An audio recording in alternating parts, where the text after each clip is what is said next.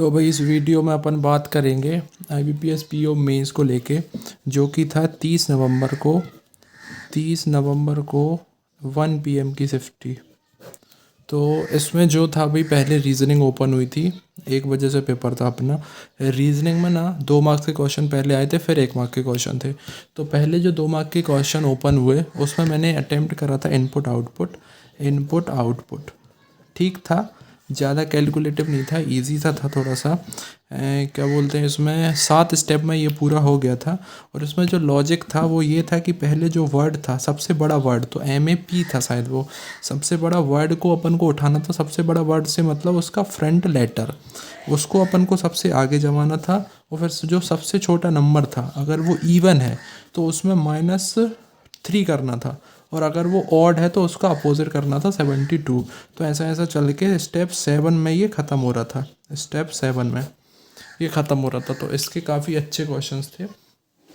Question थोड़े से लेंदी थे कि वो पूछ रहा था थर्ड वर्ड, फिर सेकेंड वर्ड, उनके बीच का डिफरेंस, और first number, second number, third number, ऐसे करके क्वेश्चंस थे। तो ये जो 10 मार्क्स का जो क्वेश्चन था इनपुट आउटपुट का, ये मेरा अटैम्प्ट हो गया था करीब 8 मिनट में। 8 मिनट में ये अटैम्प्ट हो गया था। इसके बाद जो था मेरे पास 52 मिनट्स कुछ बचे थे, और ये मैं अटैम्प्ट कर चुका था। ठीक है, इसके बाद जो था 2 मार्क्स के और क्वेश्चन थे, उनको मैंने एक बार के लिए स्किप करा। फिर मैं पहुंचा था 1 नंबर के क्वेश्चन में। 1 नंबर के क्वेश्चन में एक जो मैंने पज़ल बनाई थी वो 10 मेंबर की थी। 10 मेंबर ये नॉर्थ साउथ देख रहे थे। इसके भी 5 क्वेश्चन थे। फिर मैंने एक पज़ल थी शायद से फ्लैट फ्लोर, शायद से, कंफर्म नहीं है। और एक पज़ल थी सर्कुलर में इन आउट फेस कर रहे थे। एक और इन ज़्यादा थे, आउट कम थे। तो उसमें शायद 5 और 3 आया था। और फिर इसके बाद था ये 2 पज़ल बनाने के बाद और स्लॉक्स करने के बाद, और फिर 1-2 क्वेश्चन और शायद डेज ऑफ सफिशिएंसी के थे या नहीं थे, वो मैं भूल गया हूँ अभी। और फिर इसके बाद मैं चला गया था 2 मार्क्स के क्वेश्चन पे। और 2 मार्क्स के क्वेश्चन में फिर था डायरेक्शन सेंस तो था। तो डायरेक्शन सेंस अपना ऐसा था कि भाई उसमें ईदर और पूछ रहा था, ईदर और। इसके 4-5 स्टेटमेंट थे जो ईदर और बेस्ड थे। तो जो भाई रीजनिंग में मेरे जो अटैम्प्ट हुए हैं 26, लेकिन मार्क्स का हुआ है 36। 10 क्वेश्चन जो थे वो 2 मार्क्स के अटैम्प्ट हुए, और 16 क्वेश्चन थे वो 1 मार्क के अटैम्प्ट हुए। तो टोटल मेरे 36 मार्क्स का अटैम्प्ट हुआ है रीजनिंग में। ठीक है, फिर नेक्स्ट चलते हैं भाई GA का सेक्शन था बेकार। टोटल मैंने 21 अटैम्प्ट करे, मेरा पढ़ा हुआ भी नहीं था। इसमें से शायद 6-7 क्वेश्चन अगर सही होते हैं, 8 कम से कम सही हो जाएं, तो मेरी कट ऑफ निकल जाएगी। बाकी 6-7 में भी निकल सकती है। तो मैं इसमें मार्क्स एक्सपेक्ट कर रहा हूँ 4 मार्क्स से ज़्यादा मुझे नहीं मिलेंगे। फिर इसके बाद आती है इंग्लिश भी मुझे तो लगी टफ लगी है मुझे इंग्लिश। बाकी लोगों का नहीं पता। इसमें मेरे टोटल 21 अटैम्प्ट हुए भाई। पैसेज थे, 2 पैसेज थे, 8-8 क्वेश्चन थे, और 2 मार्क्स के क्वेश्चन भी अजीब से थे। एक बस था जो कि वर्ड पेयरिंग रहता है ना, सॉरी सेंटेंस पेयरिंग, वो था, वो मुझे लगा करने लायक, वो मैंने किया। और भाई बाकी फिल इन द ब्लैंक्स के क्वेश्चन थे, वो भी लेंदी थे। तो ये था इंग्लिश में। टोटल 21 अटैम्प्ट हुए। इसमें मेरे 13 मार्क्स आ सकते हैं, बाकी कुछ नहीं बोल सकते। फिर भाई चलते हैं अपन क्वांट पे। तो क्वांट भाई था अच्छा यार, कर सकता था मैं, लेकिन थोड़ा सा कम अटैम्प्ट हुए मेरे। टोटल मैंने 18 मार्क्स का अटैम्प्ट किया है।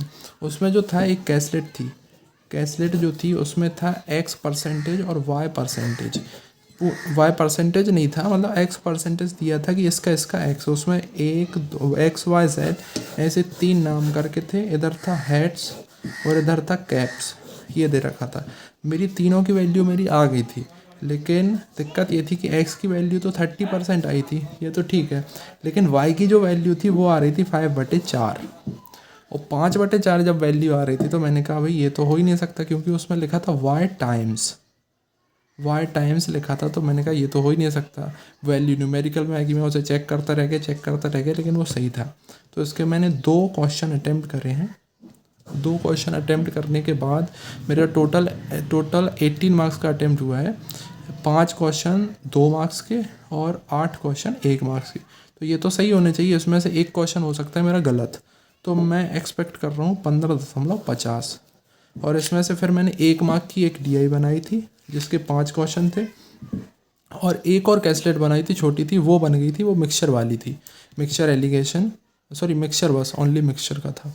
उसमें नीचे पी क्यू आर एस की वैल्यू थी, उसमें एक्स वाई की वैल्यू अपन को पुट करके देखनी थी। एक्स वाई दे रखा था लेस देन शायद 5 और वो न्यूमेरिकल वैल्यू थी। तो 1 2 3 4 5 अपन को एक्स वाई में पुट करके देखना था। एक, ये दो, ये 3, ऐसा करके ये 4, ये 5। तो फिर जाके एक्स शायद 2 3 से सेटिस्फाई कर गई थी।